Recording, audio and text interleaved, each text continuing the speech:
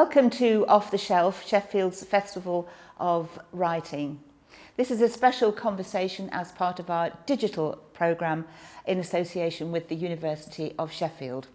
I'm Trisha Cooper from BBC Radio Sheffield, and I'm delighted and honoured to be having a conversation today about this wonderful book, Showstopping Cakes, with the winner of Bake Off 2018, Rahul Mandal. It's lovely to talk to you, Rahul. Welcome. To talk to you as well. Thank you. 2018, that's a while ago now. I know, yeah. It's, when you think like that, it's about 5 years, time just flies. Whoa, a lot's happened since I then, know, hasn't it? Yeah. I was looking into things, and I like to keep things like, all the clothes I wear for Bake Off, all the shoes and stuff. I still have them, and I don't want to throw them away.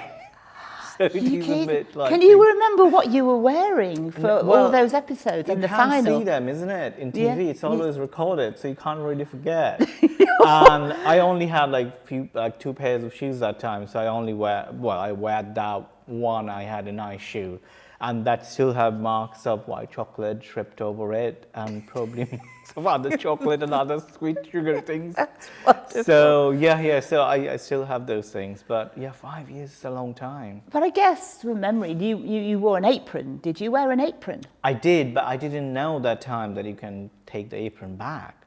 I was a very good student in that way. I just didn't take it. However, when I went back in for the New Year Bake Off for 2020, I think it was shown in 2021, I think in January 2021, I did know by that time that you can take the apron back. So the green apron I was wearing for that, I did take back. And it is also smeared and covered with chocolate. I haven't washed it as well. I just wanted to keep it like that. You haven't even washed it? Because I wanted to keep it like that. That's the memory, isn't it? That's a great excuse not to wash things, isn't it? People are going to think that I'm a very dirty person. Because I do wash everything, but I'm wondering about memories. your kitchen at home now. No, kitchen is okay, but I have loads of stuff. Like, we're just tidying up even this morning, and I probably have about 7 or 8 whisks of different sizes. Starting from very tiny, small ones. So suppose you wanted to whisk a couple of egg yolks for a custard or creme and glaze. Why you don't want to use a big one that you are basically whisked to mix something, or you're making a genoise batter or folding in flour or things like that. So that's why lots of different sizes of whisks, spatulas, palette knives, amazing for smoothing cakes. And you can't smooth with a big palette knife small cakes. So I kind of gathered it over the year. However, even though I said that, when I went to Bake Off, the only baking equipment I have is probably 4 cake tins and 1 or 2 spatulas, and probably 1 or 2 palette knife, and a few things I borrowed from my colleagues, and that's about it. That's normal. That would be in a normal kitchen, wouldn't it? So that was Bake Off 2018. Bake Off, yeah. What about now, 2023? Oh, now I have literally a tall rack, which is supposed to be like a book rack full with cake tins, and I just because I make quite different things, and sometimes some ideas come into my mind, say middle of the night, or when some idea came into my mind, I want to do it. I know I should wait, and waiting for, you buy something and it takes 2 days, 3 days, a week to come. You just can't resist that urge of making it, and by the time they arrive, you probably completely lost the idea. Even if I write it down, you lose the passion of making it. So I like things to be there all the time, so that whenever I want to make things, it's there. And hence I have tons of baking things now. A huge amount of baking articles. And as you said, my wife Freya is here now, and she was asking me the other day that, how do you manage to get so many things? It was an incredible amount of things. And yes, congratulations on your marriage to Shreya. Yeah. That's lovely. You Thank posted you, about it on social media, haven't you? I did. Yeah. So obviously, it was a big thing. Wedding is a big thing for everyone. We knew each other for more than 2 years. About 2 years when you get married. And then, you know, like I went to India, then we get the wedding done, and then we came back and then applied for a visa. And then, you know, after she got the visa, she's here now. So. Did you have a wedding cake? We don't do wedding cakes in India. Oh! So that was, well, I don't know, because in India, weddings are different, significantly different than weddings here. So it kind of lasts over, you know, the main wedding is one day and the reception is probably 1 or 2 days later. And there are a few other days around the wedding day and the reception day. So in that way, it's quite a well spread occasion. And also, considering the number of guests that are, you know, present in the wedding, people usually just come and they just eat and then they leave. So it's not like a sit-down meal where everybody sit down and after the meal you cut the cake as such. And by the time we finished our wedding, it was almost about midnight. Oh. So, you know, like when we went to actually eat our food, almost, you know, more than half of the guests have left. Yeah. And we were literally eating the last bit of food because our wedding was like literally like late evening. So it kind of started around 9, half 9, because wedding happens during a very auspicious time that's been decided in the Hindu calendars. So it have to be, you know, like in UK, weddings normally happens in Saturdays because that's a convenient day for everyone. Yeah. Even though our wedding was on a Sunday, it was based on some calendar where, you know, they have some particular days when you can get married. There's some particular time between the time you have to get married. And our timing was towards the end of the evening. So it was kind of, you know, it was a couple of hours, like rituals and ceremonies. This kind of started around 9-ish probably. It probably finished around 11. So by the time when we went to food, you know, it was, as I said, most of the guests were gone. It was only close friends and relatives left. And yeah. No cake, even And no though cake, yeah. you know Well, you're the we could winner have- of the UK Bake Off. No, I bet nobody would even dare. Tell me how it all began for you. This journey towards Bake Off and your show-stopping cakes and beyond. Well, Where did it begin? Yeah, well, as you said, you know, I mean, a lot of Indian probably would realize who lived in India before is a normal Indian household normally doesn't have an oven. So baking cake is quite a, you know, like it's not like a regular thing. So we didn't have an oven. So, but I grew up with lots of different sweets and, you know, like lots of lovely home cooked meal, but not cake in a way, that like not a home baked cake.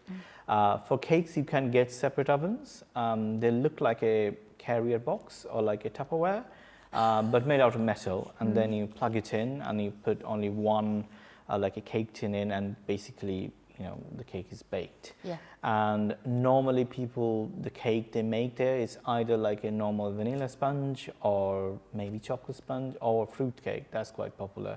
I mean, my first cakes were probably, you know, fruit cake that you easily get in the shops for the Christmas. That's the time when pretty much all corner shops or any kind of shop would definitely stock cake, and people will have that.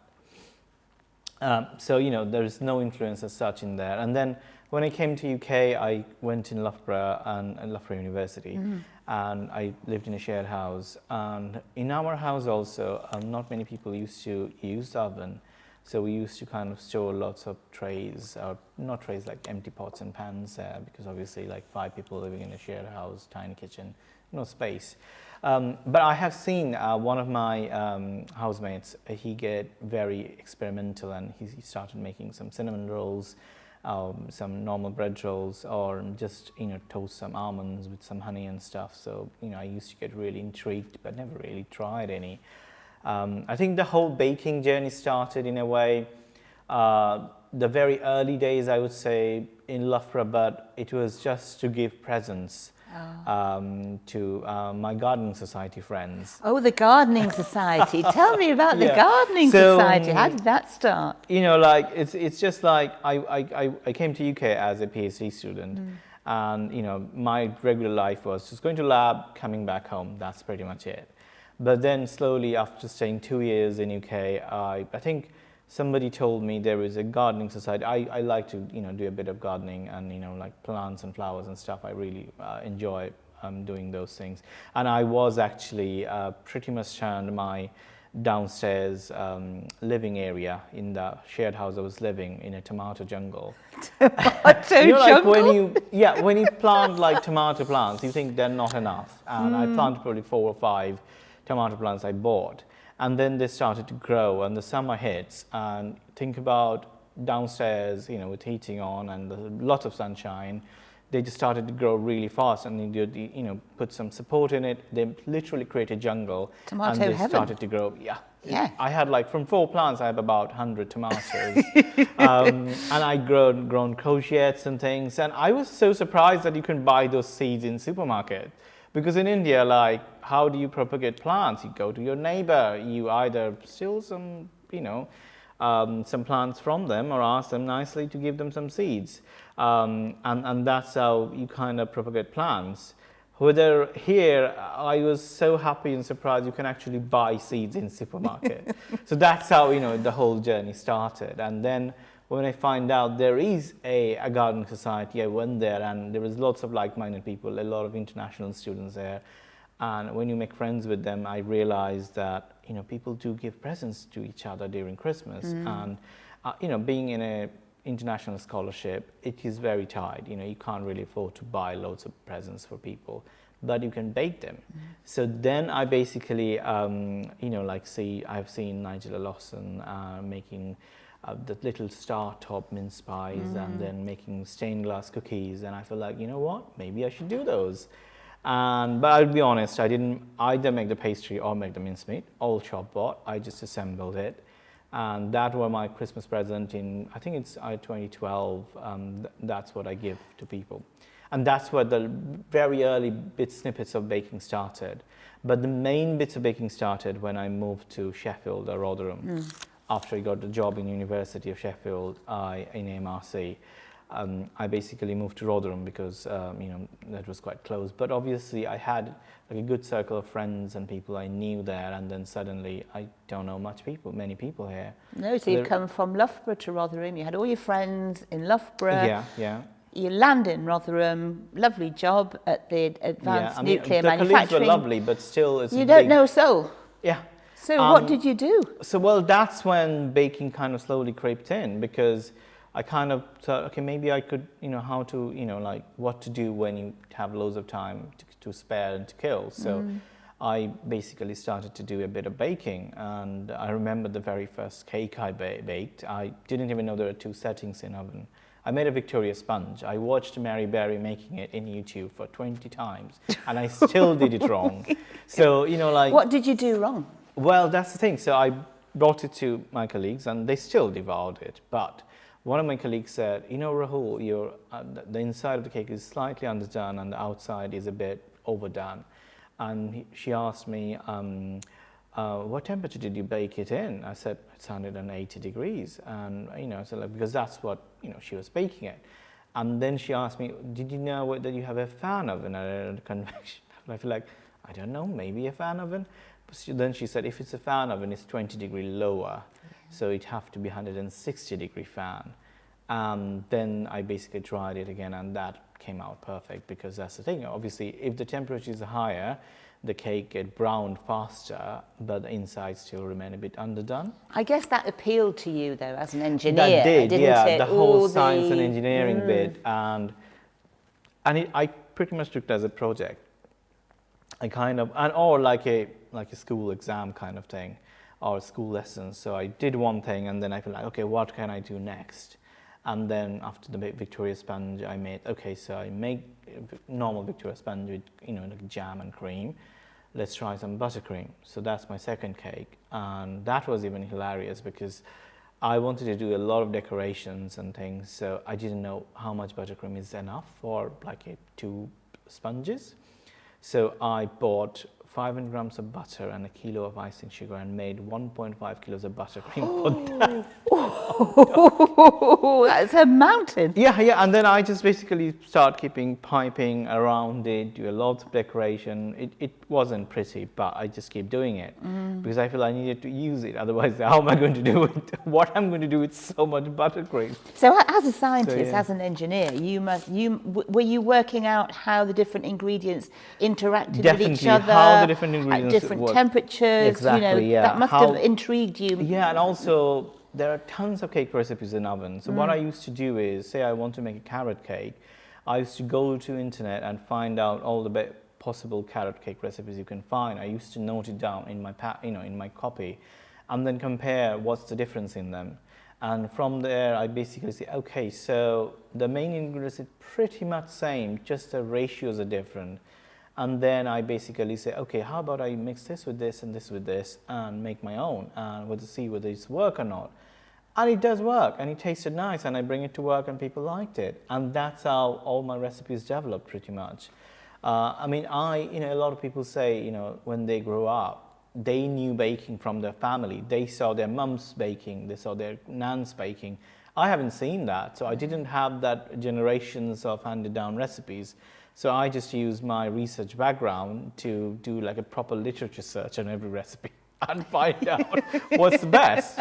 So yeah, so it's quite an academic exercise. Pretty much, I treat it like that. And also social exercise, because you realised, back in the day of the tomatoes and the mince pies, that actually it was a social thing. People love homemade things. They love the idea of receiving something that you have lovingly created, and that gives you a buzz, and also it makes you get a relationship exactly with the local, with the social culture where you live. It's very important that it doesn't matter wherever you live. It's important to know and get to know the people around there, because if you are living there, you need to know the community there, and you need to be part of the community. And I always wanted to do that. So in a way, baking helped me with that. So obviously, along bringing cakes to work, what I started doing is bring cakes to the local leisure center where I used to go for gym and swim. It's quite an ironic, but but I don't used to bring it to inside the gym, so where people exercising, and ask them, okay, eat my cake. I used to just give it to the people in the reception. Yeah. And then all the staffs there, the trainers, they used to love it, and that's how I think. They kind of started knowing me, and I kind of started knowing them. So I think that definitely helped. So you need to have that support of people. As a human being, we love to be surrounded by people and supported with people. And I think I kind of developed in that way. Or even better, like, as I said, when I bake, I sometimes probably bake in the middle of the night as well. So I realize I'm running out of butter. So I basically ran to the supermarket, but I have some cakes that I made earlier. And I remember in the very early days, what I used to do is I used to slice the cakes up, wrap it in cling film or foil, and then go to the supermarket. And by this time, I've already started talking with different staffs in the supermarket. So I kind of knew them. I kind of went there and I basically asked them that, do you like cake? If they say yes, I feel like, do you like to try some cake I made? And normally it's a big yes from everyone. And like at the end of the day, they probably have a very hard day. They probably, somebody said something to them. Maybe some customer wasn't nice, or maybe just they are very tired. And just having that piece of cake, it just makes them happy. They try the cake, they say, oh yeah, it's really good. And somehow, it's about 11 in the night, it gives me a lot of energy and makes me happy so that I can come back and do even more baking. It's a great cure for loneliness, isn't it? I know, to get yourself loved and liked by everyone. I remember Noel Fielding said, just don't try to do that in London. Did he? Is that what he said? Noel Fielding said that to you? Oh, I just said, just don't try to do that in London or in the tube. Will you try my cake? You've taken his advice, I guess. Yeah. So I guess it's only possible also because it's up north. I mean, I speak with people in bus. I know many people find it weird, but I travel in bus every day. And if I see someone getting the same bus like me, more than 2 times and 3 times, and sitting around me, I just tap on the shoulder and say hi to them and start talking. I mean, I used to do that before Bake Off, and nowadays I do it. But it's a very northern thing. Yeah, you're definitely a northerner, aren't you? For sure. Let's take a look. You've described a lot. You've described your journey, and how Nigella came to your rescue, and then the Mary Berry cake. So should we take a little look at the book? We'll take a look at some of the cakes and also the beauty of this book, which is so gorgeous. But we've got a few cakes which I kind of really couldn't resist asking you about. And the first one is this one. Oh, that's the cover cake, the fault line the cake. fault line cake, which is so beautiful. But I'd never heard of a fault line cake before. So what do you mean by a fault line? How do you make it? So fault line, I think it's a trend. I think it's a social trend of cake making, which probably came into the whole thing probably about 4 or 5 years ago. It's quite a simple idea. So you ice a cake, but you don't put the icing all over the cake, or buttercream, or you can even do it with fondant if you want to. But whatever you use, you don't ice the whole cake. You keep some of the side, like a belt in the side of the cake, empty, and kind of reciprocating whatever flavor inside, or say, whatever the color of the cake. So you basically stud the side, that belt, the empty belt, with that thing. So it kind of giving a bit of hint of what is inside the cake, or what you're expecting. So that's kind of thing. It's really easy to do, but very effective. It is a showstopper in its own way. So the easiest thing, what I did for this is, it's a lemon cake. So I sliced some lemons, and then just microwave it slightly so that it's just a bit more bendy. And then just stud it around the, inside, but not inside, sorry, middle of the outside of the cake first, and then put the icing on the top and bottom.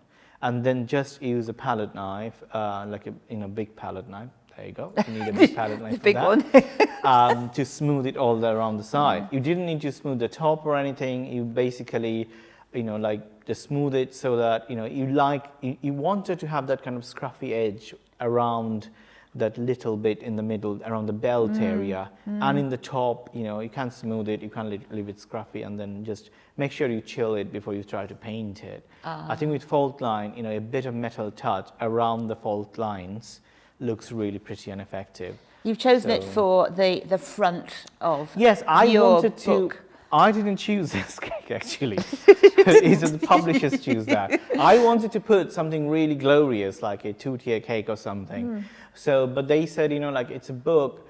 Even though it's a Showstopping Cake, people wanted something that's achievable and doable. And also people think, you know what, I can do that in home. I think that's why it's been chosen. It's really funny because originally we decided we were going to use that 2-tier cake with pears on it.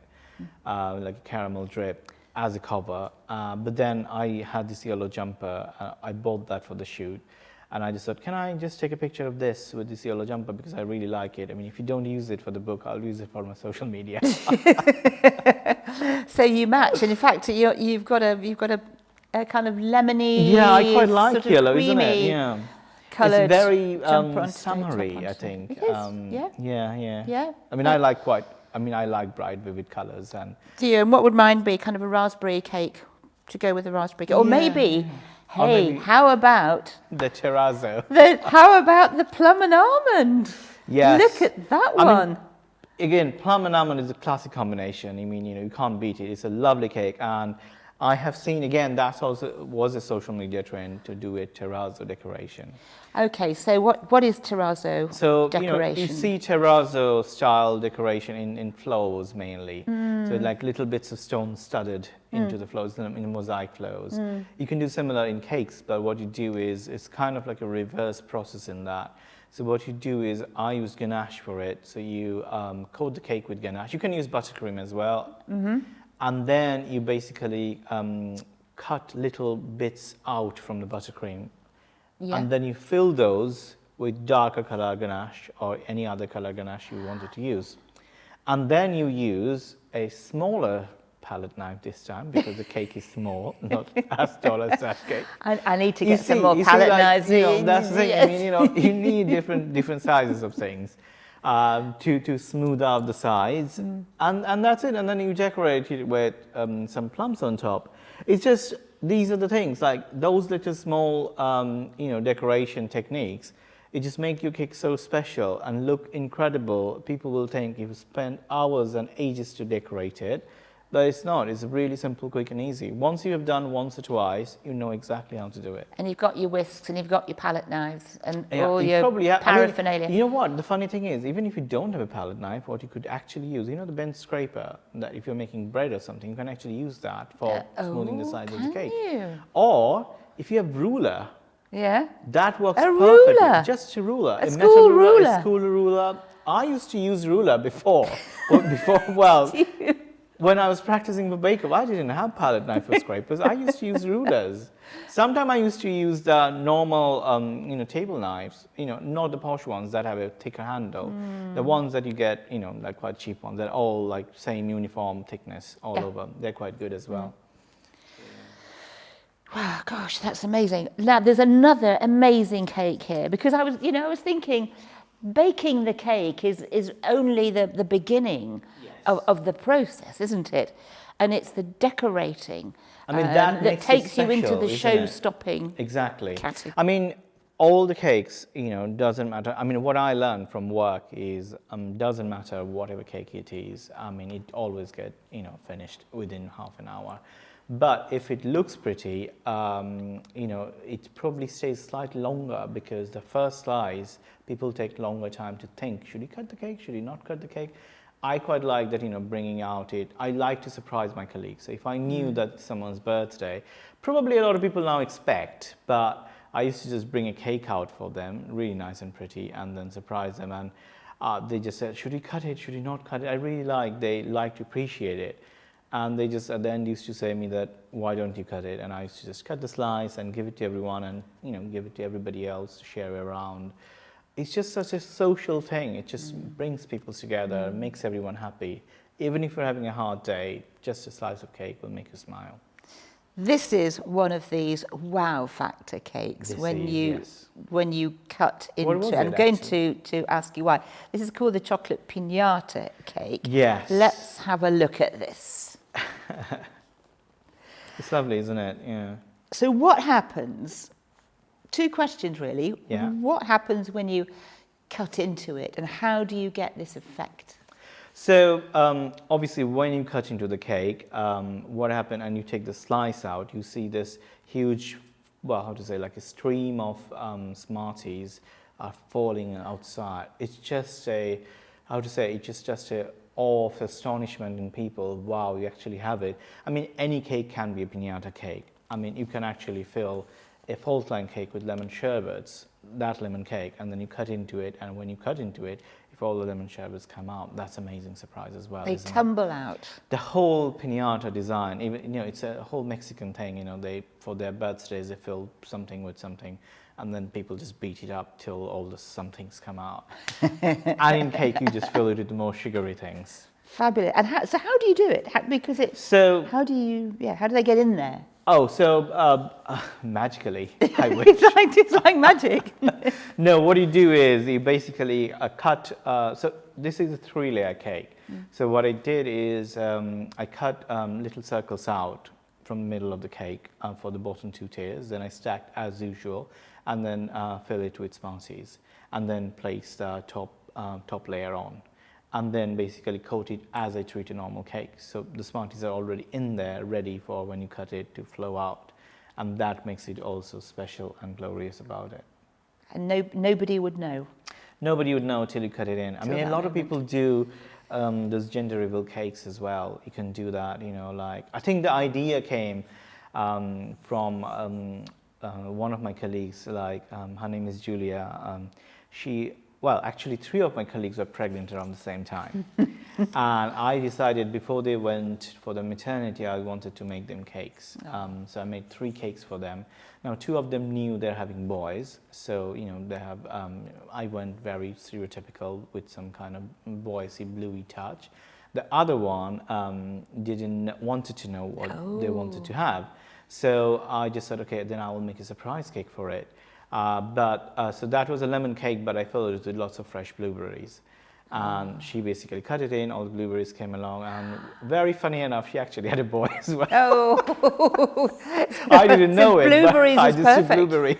How funny. So, Julia still works at our place, and So I think that's how that kind of pinata design came into my mind. But as I said, every cake I made there, most of them have some stories behind it, because the first time I made them was probably for one of my colleagues or for some friends or some family members or for somebody that have a story behind it. Like that cake also, it was for another of my colleague, her name was Ivona. It's for her second maternity leave. Before she went on that maternity leave, I just made her that cake when I made the first time. So that design was pretty much, whenever I make the design, I always remember her. Do you? And are you still making up new designs and new cake? Yes. You still wake up in the middle of the night thinking... I do, yeah. That how can I make new designs? Obviously now life is slightly, changed, and I needed to be less bonkers about different things, because obviously my wife is here and you can't leap out of bed in the middle of the night and I start still whisking do it. and... And I mean, so far she's been really patient, because I literally wanted to do a Easter cake with a Fabergé Easter egg, but I wanted to do on a cake that is only sideways with a hole in it, but I wanted to make sure that eggs kind of feel like it's broken, so the golden glue is dropping as well. So all those ideas just came into my mind. So I know I was kind of doing some sketches in my little notebook that maybe I should do it like that, maybe I should do it like that. I actually originally wanted the cake to be on straight, but like she came in and she just said, I think it's going to look nice if it is a little bit tilted. So at the end I did put it in a little bit tilted. And so you have a collaborator now with some new ideas. And the book is beautiful. The colours are really amazing, because you've got blocks of colour, which is very, very vibrant, instantly recognisable on the shelf. It is indeed, and I like the gold, so they make sure that it's written in gold as well on the side. Yes, and I think that color palette came by the amazing photographer Maya, and she was taking the pictures, and she said she kind of taught me how to be less simple, because my earlier cakes might have loads in it, and when I'm taking pictures of cake, I put loads of props around. I used to go to the bric-a-brac market and used to get lots of props, like it's typical me. But now I have learned that sometimes you just need to let the cake sing. Simple. So yes. Yeah, so like literally very cake simple. On a cake stand. And what Maya did in that picture is it was a brown, like a like cardboard paper or like a hard paper. He just bent the paper slightly. That creates that effect as if it's a book paper and it's slightly bent. And that kind of gives the idea who designed the book that, maybe we should just go with that kind of block colors, because it just goes with the book in that way. Well, it's absolutely beautiful. It certainly is show-stopping, Rahul. Thank you so much for taking the time to talk about it. I'm sure that it won't be your last book. I hope so. We'll see. We'll see. I hope lots of people who get the book leave lots of nice reviews, so people can, see and, maybe get more. Rahul Mandal, it's been an absolute privilege and honour to talk to you. Thank you so much. Thank you. It's lovely. It's an honour as well.